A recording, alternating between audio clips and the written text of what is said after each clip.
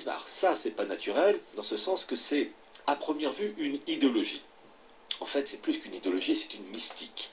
Et là, il faut que les auditeurs comprennent véritablement qu'il y a une présentation matérielle du mondialisme, par la volonté de réussir, par exemple, une gouvernance mondiale avec une monnaie mondiale, etc.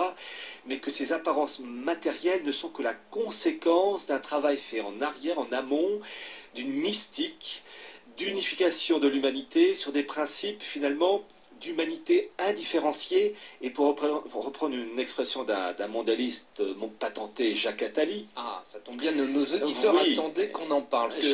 Jacques Attali qui parlait de l'humanité nomade, voilà. C'est-à-dire sans racines.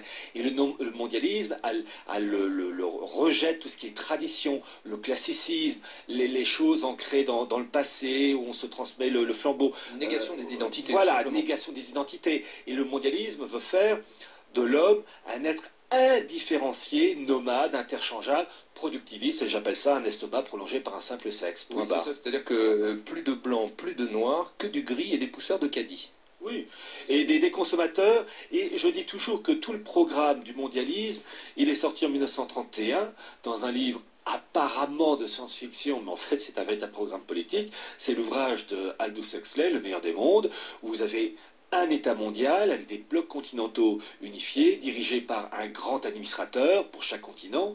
Et lorsque vous parliez de cette humanité indifférenciée, le grand administrateur du bloc européen porte un prénom et un nom particulier. Le prénom, il s'appelle Mustapha, le nom Meunier. Mustapha, prénom typiquement arabe, Meunier, nom typiquement français, mais il n'est plus arabe, il n'est plus français, il est un produit hors sol, produit du système, indifférencié.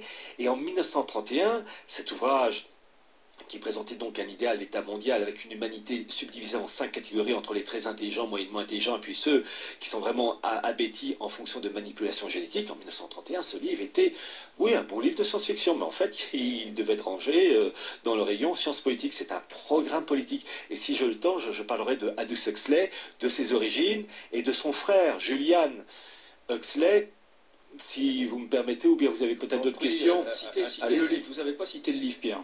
Alors, pour Aldous Huxley, c'est le meilleur des mondes. A Brave New World, qu'on achète à la FNAC à 7-8 euros, je crois, le bouquin, livre de poche. Alors, c'est la théorie du grand complot dans toute sa splendeur, là, que vous nous relatez. C'est amusant parce que le mot complot n'existait pas jusqu'à l'affaire Strauss-Kahn. Et là, quand les oligarchies sont touchées, alors là, c'est le complot pour certains. En fait, déjà, oui et non. Oui, d'abord, le complot, ça existe. Le mot existe, les choses existent. L'assassinat de Kennedy, il y a un complot. On devine qu'il y a certaines choses qui ont joué en sa défaveur, mais on n'arrive pas à préciser de manière nette, précise, carrée, les commanditaires. Bon, il y a eu un complot. Le complot, ça existe. Mais dans le cas actuel du nouvel ordre mondial, du mondialisme, il y a un complot, oui, mais un complot qui laisse quand même pas mal de traces, de documents, de rapports. Il suffit de consulter soit le site de la Commission européenne, soit aller à l'UNESCO, soit lire les rapports du Parlement européen. Vous savez, mais est-ce que vous diriez que c'est une conspiration à ciel ouvert? Ah, c'est l'expression de Richard de Coudenhove-Kalergi, reprise, en fait, qu'il a reprise auprès de H.G. Wells, l'Open Conspiracy. Oui, c'est oui. Les preuves sont devant nous, simplement il faut être curieux. Et j'ajoute que derrière ces preuves, il y a une conspiration, il y a vraiment une élite, une super élite qui est derrière tout ça. Simplement, déjà, rien que les preuves suffisent à montrer qu'il y a une volonté d'aboutir à un monde différencié, unifié. Juste un exemple pour nos auditeurs, un exemple de preuve. Alors dites-nous. L'embarras du choix. Bon. Alors écoutez, je vais commencer avec Huxley, le fameux Aldous Huxley, auteur du bouquin, donc, Le meilleur des mondes, sorti en 1931. Son origine sociale. Il appartenait à la haute bourgeoisie anglo-saxonne, qui était pour un État mondial, pour l'eugénisme, la sélection de l'être humain. Mais c'est horrible! Ce sont les faits. Et je vais peu à peu, vous allez voir, développer le truc. Et vous allez voir que des mots qu'on entend, on ne connaît pas les ancêtres. Aldous Huxley, donc, eugéniste, partisan de l'État mondial, etc.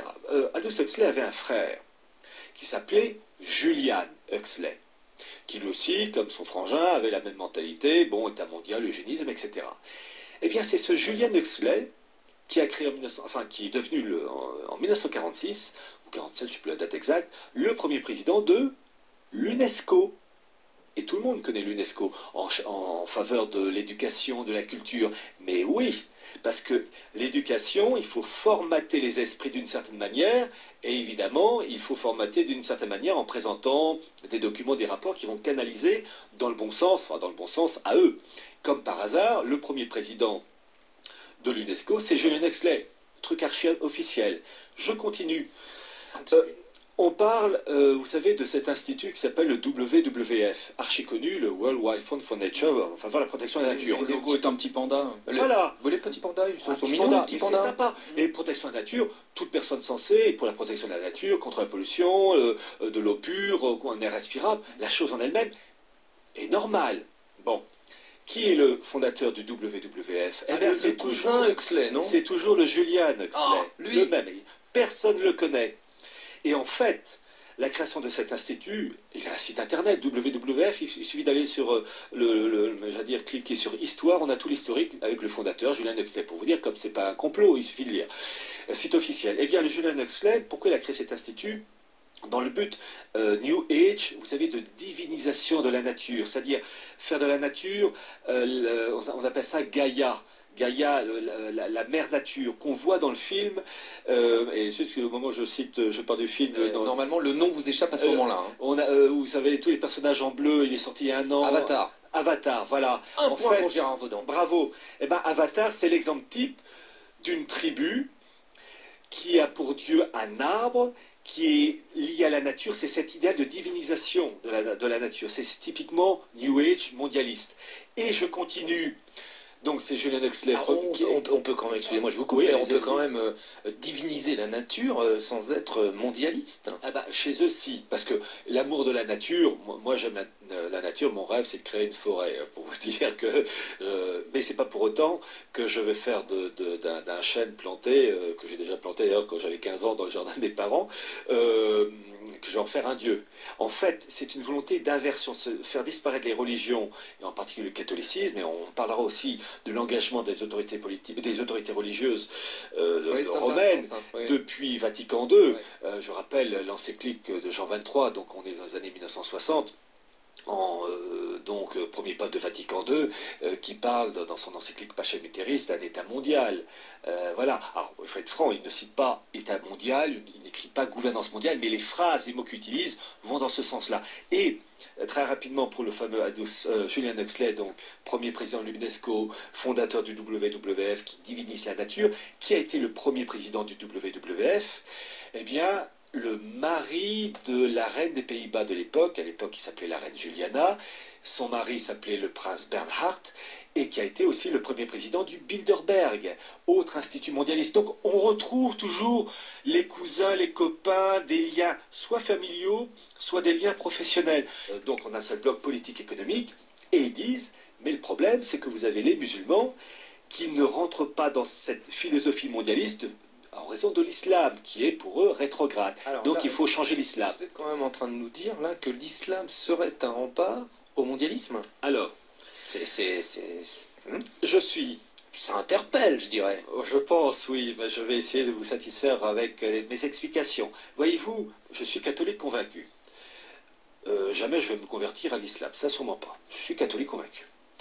Il n'empêche, je constate que il y a encore dans les sociétés musulmanes des valeurs classiques dans la vie de tous les jours. Et le meilleur exemple, d'ailleurs je le cite souvent lors de conférences, le meilleur exemple que je puisse citer, aller organiser une Gay Pride dans un pays musulman. Il y en a qui ont essayé. Ça n'a pas duré, ça a été vite. Bon, c'est impossible. Pourquoi? Parce qu'il y a dans les sociétés musulmanes une vision encore classique du couple, un homme, une femme, et voire même ça va encore très loin, puisque la femme doit être vierge. C'est vraiment, ça rigole pas. Il y a quand même des valeurs classiques qui animent les structures de ces sociétés marocaines, égyptiennes, etc. Un homme, plusieurs femmes, c'est pas classique ça pour nous. Il y a quand même, vous savez aussi, différentes branches de la polygamie dans certains pays. La polygamie qui est interdite au Maroc. Vous avez tous les cas de figure. Mais vous avez quand même des respects de certaines valeurs classiques. Loin de moi, je ne veux pas défendre ça, mais je reconnais un fait. Comme un truc tout bête, l'usure dans un pays musulman, c'est impossible. Je reconnais que l'Église catholique disait la même chose. L'Église catholique a toujours condamné l'usure. Et l'usure a toujours été prônée par qui? Par deux branches, le protestantisme et le judaïsme. Vous pensez bien que la mentalité musulmane, entre autres, avec le refus de l'usure, ça ne colle pas à l'esprit mondialiste mercantile. C'est évident, là. Donc il faut détruire cette manière de penser pour rendre, entre guillemets, cet islam, j'allais dire, moderne à leur sauce à eux. Un Vatican II pour les musulmans. C'est ce que j'appelle un Vatican II musulman, parce que Bertelsmann le dit dans leurs travaux, il faut modifier l'islam pour le rendre moderne. Je résume sans trahir leur pensée. Et en fait, la formation, en gros, ce sont les militaires américains qui ont lâché le morceau, et j'en parle avec les cartes qui vont, donc la marche irrésistible du nouvel ordre mondial, où vous avez une revue militaire américaine qui s'appelle AFG, qui a sorti donc cette revue en juin 2006, qui présente deux cartes. Une carte représentant le Proche-Orient frontière actuelle, et puis une deuxième carte aux frontières modifiées en fonction de critères ethniques et religieux. Alors vous avez l'Arabie Saoudite qui éclate, l'Irak qui éclate, la Turquie, etc., avec un Kurdistan irakien, turc, syrien et iranien unifié. Kurdistan, c'est là où se trouve l'eau et le pétrole, avec ça, bon. Et l'article, il y a un article qui accompagne ces deux cartes. Déjà le titre, Frontières de sang, c'est déjà révélateur. Et il lâche le morceau, ce militaire américain, il s'appelle Ralph Peters. Ralph Peters qui évidemment ne fait que reprendre des travaux d'une longue tradition, et entre autres la tradition de cet islamologue juif anglais naturalisé américain qui s'appelle Bernard Lewis, qui est très âgé là dans les 90 balais, qui est le conseiller de Brzezinski lui-même, conseiller du président Obama, membre de trilatéral. Oui, alors, ils sont membres de tout, hein, sauf des bonnes choses. Les petites cartes. Voilà, et Boyman Grove et compagnie, enfin bref. Et comment il s'appelle, Bernard Lewis, qui déjà dans les années 70, avec son copain Brzezinski, avait concocté des modifications de frontières au Proche-Orient et puis tout l'Est de l'Afrique. Et ces modifications ont été même présentées dans la revue Time. Et si vous tapez Time, Bernard Lewis, 1979, je crois ne pas me tromper d'année, en tapant image, vous aurez la photo de la couverture de Time avec ces blocs, ce bloc, je veux dire, proche-oriental, et en arrière-fond, l'ours soviétique. Bonjour à tous. Bon, là, vous venez de voir un petit extrait d'un documentaire de Pierre Hillard qui parle de la mondialisation. Je vous mettrai le lien en dessous de ma vidéo pour ceux qui veulent le voir dans son intégralité, parce que là, je vous ai mis que des petits morceaux. Comme je le dis dans beaucoup de mes vidéos, la venue de ce mystérieux grand monarque qui avait été annoncé par une multitude de visionneurs chrétiens à travers les siècles correspondrait en fait à celui qu'attendraient les musulmans. Tout comme le monarque chrétien, le Mahdi musulman devrait lui aussi se manifester quelque temps avant la fin de notre monde. Donc ces deux monarques ne formeraient qu'une seule et même personne. Dans son roman Le meilleur des mondes, publié en 1932, l'auteur Aldous Huxley avait prophétisé l'arrivée de ce mystérieux Mahdi à travers l'un des personnages clés de son roman qui a été un certain Mustapha Meunier. Et vous constaterez que ce gouverneur de la zone Europe, appelé Mustapha Meunier, possédait un prénom bien arabe et un nom français. Le prénom Mustapha était arabe et son nom Meunier. Ce qui était un indicateur qui nous précisait que le grand monarque prophétisé par les chrétiens correspondrait au Mahdi, correspond surtout au Mahdi attendu par les musulmans. Les auteurs de science-fiction ont souvent anticipé le futur. Certains d'entre eux en avaient même eu des visions clairvoyantes qu'ils nous avaient présentées sous forme de fiction. Le personnage Mustapha Meunier, gouverneur de la zone Europe, dans le roman d'Aldous Huxley, Le meilleur des mondes, n'est qu'un exemple parmi tant d'autres. Autre point à savoir, Aldous Huxley, qui était issu d'une famille bourgeoise, avait une vision mondialiste de notre monde. Il imaginait la réunification de tous les peuples qui seraient régis par un gouvernement mondial. N'est-ce pas là le programme que nous avait présenté la Bible quand elle nous dit que l'Antéchrist, c'est-à-dire celui qui viendra avant le Christ, gouvernera le monde? Donc le rôle du Mahdi serait joué par Mustapha Meunier dans le roman d'Aldous Huxley intitulé Le meilleur des mondes. Bon, pour ceux qui ne connaissent pas Le meilleur des mondes, c'est un roman d'anticipation un peu utopique écrit en 1931 par Aldous Huxley. Il paraîtra en 1932. Huxley le rédigera en 4 mois à Samary-sur-Mer, dans le sud de la France. L'histoire de son roman débute à Londres en l'an 632 de notre Ford, c'est l'année dans le futur, dans un bâtiment gris nommé Centre d'incubation et de conditionnement de Londres centrale. Dans le monde décrit par l'auteur, l'immense majorité des êtres humains vit au sein de l'État mondial. Seul un nombre limité de sauvages est encore regroupé dans des réserves. L'enseignement de l'histoire est jugé parfaitement inutile dans ce monde. On apprend que les sociétés anciennes avaient été détruites par un conflit généralisé connu sous le nom de guerre de 9 ans. Dans cette société, la reproduction sexuée telle qu'on la conçoit a totalement disparu. Les êtres humains sont tous créés en laboratoire. Les fœtus y évolueraient dans des flacons, ils seraient conditionnés durant leur enfance. Les traitements que subissent les embryons au cours de leur développement déterminent leur futur goût, aptitude, comportement en accord avec leur future position dans la hiérarchie sociale. Ainsi, les embryons des castes inférieures reçoivent une dose d'alcool qui entrave leur développement, les réduisant à la taille d'avortons, et sont traumatisés par tout ce qui concerne la nature ou les fleurs. Cette technique permet de résoudre les problèmes liés au marché du travail en produisant un nombre précis de personnes pour chaque fonction de la société. Nombre déterminé par le service de prédestination. Les membres des castes inférieures delta et epsilon sont produits en série par un procédé de division cellulaire. Au stade qui suit la fécondation in vitro d'un ovule, ainsi un atelier d'usine taylorisé peut être équipé de machines identiques conduites par 24, 48 ou 96 ouvriers jumeaux absolument identiques. Bon, là on parle des clones en réalité. Une fois enfants, les jeunes humains reçoivent un enseignement hypnotique qui les conditionnera durant leur sommeil, créant une morale commune profondément ancrée dans les subconscients de chacun. Les castes supérieures, elles, apprennent ainsi à mépriser les castes inférieures tout en sachant leurs nécessités. Et bon, dans le roman d'Aldous Huxley, Le meilleur des mondes, la société est séparée en 5 castes. Et vous remarquerez que ça correspond un peu à notre monde actuel avec les oligarchies, les classes moyennes, les petites classes, les pauvres. Bon, les castes supérieures, les alphas en constituent l'élite dirigeante. Ils sont programmés pour être grands, beaux et intelligents. Ils sont vêtus de gris. Les bêtas forment une caste de travailleurs intelligents conçus pour occuper des fonctions assez importantes. Ils sont vêtus de vert. Et les castes inférieures, les gammas constituent la classe moyenne, voire populaire. Ils sont vêtus de kaki. Les deltas vêtus de marron et les epsilon vêtus de noir forment enfin les castes les plus basses. Ils sont faits pour occuper les fonctions manuelles assez simples.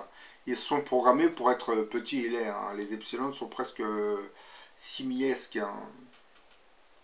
Ils ressemblent un peu à de petits singes presque.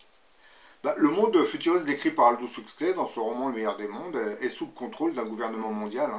10 administrateurs mondiaux se partagent le monde. Mustapha Meignet, qui est un alpha plus, est le régent de la zone Europe. Il connaît l'histoire des sociétés qui ont précédé ce monde, mais il semble convaincu du moins au début de l'œuvre que le système instauré est parfait et sans faille. Pour lui, le conditionnement est un moyen d'offrir la stabilité à la société, à l'inverse des sociétés où les libertés sont trop grandes deviennent déstabilisantes. C'est assez intriguant quand on parle de ce Mustapha Meignet, puisque comme je le dis, en réalité, Mustapha Meignet, qui est un alpha qui régit la zone Europe, en réalité correspond à ce mystérieux grand monarque qu'on appelle le Mahdi. Et dans ce roman, il explique à Aldous Huxley que ce personnage, Mustapha Meignet, connaît l'histoire des sociétés qui ont précédé ce monde. C'est exactement ce que fera le grand monarque, alias le Mahdi, parce que lui, il connaît l'historique de la planète, il aura même des informations que vous ne connaîtrez pas. C'est incroyable, quand on lit ces romans d'anticipation, de voir comment le futur est bien décrit dans certains de ces romans. Donc voilà, maintenant vous comprenez que ce Mustapha Meignet, en réalité, correspond au Mahdi. Et avoir écrit ça en 1931, c'est assez incroyable, parce que dans le futur, vous verrez que ce mystérieux grand monarque sera le Mahdi. Pour ceux qui ont rêvé d'un monarque chrétien, ils vont avoir une certaine désillusion, mais bon, je vous l'ai dit déjà, ce grand monarque ne va pas islamiser l'Europe, il ne va pas christianiser l'islam, il est là pour réformer le monde et introduire un nouveau paradigme, une nouvelle société avec des nouvelles normes religieuses, une technologie très développée, plus de sagesse, moins d'égoïsme, mais bon, ça c'est un peu utopique, mais bon, il faudra attendre le futur pour savoir ce qu'il va nous donner. C'est pour cette même raison que je vous ai dit que lorsqu'on emploie le terme d'antéchrist, on voit surtout un personnage maléfique qui va s'accaparer le monopole de cette planète pour y installer l'abomination. Ça, c'est un programme, c'est l'idéologie que les forces du mal nous transmettent en réalité. Elles nous égarent en nous faisant croire que cet antéchrist sera maléfique parce qu'ils savent très bien que cet antéchrist sera un programme ordonné par le créateur des mondes. Pour réveiller la conscience de l'humanité, on va monter d'un niveau, d'un grand niveau, vous me direz. Puisque ce grand monarque va nous mettre déjà en contact avec le monde extraterrestre. Quand je dis va nous mettre, les contacts se seraient déjà réalisés, mais bon, tout paraît secret pour l'instant. Bien que les gouvernements savent beaucoup de choses qu'ils ne veulent pas vous transmettre. Hein. Parce que comme je l'ai dit, l'arrivée de ce mystérieux grand monarque sera l'un des signes annonciateurs de la fin de notre monde. Comme les oligarchies veulent continuer à profiter des richesses qu'ils pillent des nations, hein, ils n'ont aucun intérêt à ce que ce grand monarque se manifeste tout de suite, hein, puisque lui il va tout déstabiliser, donc ils vont tout perdre. Et les oligarchies ne sont pas encore prêtes pour perdre le... Bon, ils ne veulent pas céder leur pouvoir, ils ne le céderont pas, hein, parce que ce grand monarque prendra le pouvoir, je dirais, par la force militaire. Mais il sera doté d'un pouvoir comme Moïse, hein, parce que vous vous souvenez des 10 commandements. Moïse, lorsqu'il a reçu le programme pour libérer le peuple juif, il l'a accompli jusqu'à la fin. Donc, et vous voyez qu'il était doté d'un pouvoir qui lui a permis d'accomplir sa mission à bien. Celui que vous appelez l'Antéchrist fera exactement la même chose. Pour accomplir sa mission à bien, il sera doté d'un pouvoir immense. Et ça, les oligarchies le savent très bien. C'est pour cette raison, lorsqu'il va apparaître, ils vont tous commencer à le craindre. Beaucoup vont commencer à se mettre de son côté parce qu'ils se rendent compte que son pouvoir va devenir de plus en plus imposant et important puisqu'il sera protégé et encadré par les anges qui vont affermir sa puissance sur le monde. Et si ces anges vont lui donner du pouvoir, ce n'est pas parce qu'il est maléfique, hein. Sinon il ne lui donnerait pas ce pouvoir. Vous me direz, tout comme Adolf Hitler était maléfique, mais on l'a laissé prendre le pouvoir. Oui, mais là, c'est pas pareil, c'était un châtiment divin que Dieu envoyait à l'Europe. Puis bon, il fallait aussi accélérer la création de l'État d'Israël, puisque c'est écrit dans la prophétie d'Ézéchiel. Tout ça, comment dire, ça fait partie d'un même plan. Oui, tout est connecté en réalité, parce que vous ne le savez pas, hein, la Deuxième Guerre mondiale, d'ailleurs, la Deuxième Guerre mondiale avait été annoncée à Fatima, hein, en 1917. Hein. Si les gens suivaient les messages dans le détail, hein, sans lire de travers, je pense qu'ils auraient compris que la Deuxième Guerre mondiale se déclencherait automatiquement. Sauf que comme les gens n'y croient pas vraiment, on laisse passer des avertissements. Hein.